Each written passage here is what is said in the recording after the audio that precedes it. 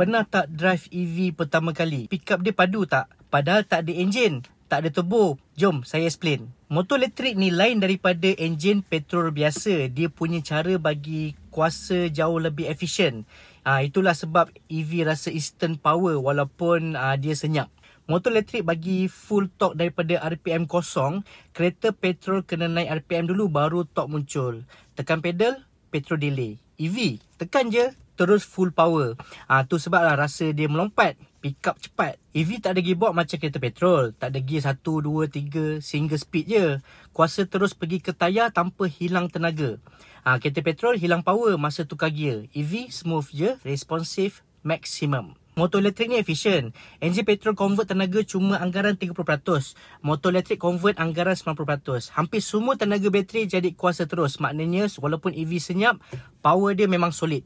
Pick up padu tanpa bunyi bising enjin. Kereta turbo perlukan masa spool. Tekan pedal, tunggu sekejap baru pecut. EV tak ada turbo. Torque datang terus bila motor tu berpusing. Zero delay, launch memang ganas. Software EV kawal torque ratusan kali per saat.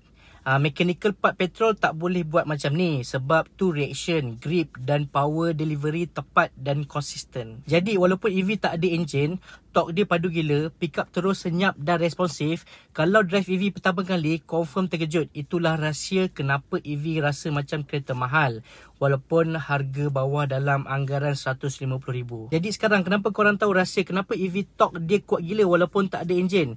Semua sebab motor elektrik. Full torque dari kosong, tiada gearbox, efisien, zero turbo lag dan sistem kawalan super pantas. Kalau korang baru beli EV atau tertanya-tanya kenapa pecutan dia macam kereta mahal, sekarang dah faham kan? Kalau korang nak saya buat video review pecutan EV lain ataupun test drive real world ke contohnya kan, tulis komen kat bawah dan jangan lupa tekan like, share dan subscribe untuk lebih banyak info EV dan automotif terkini. Thank you kerana menonton.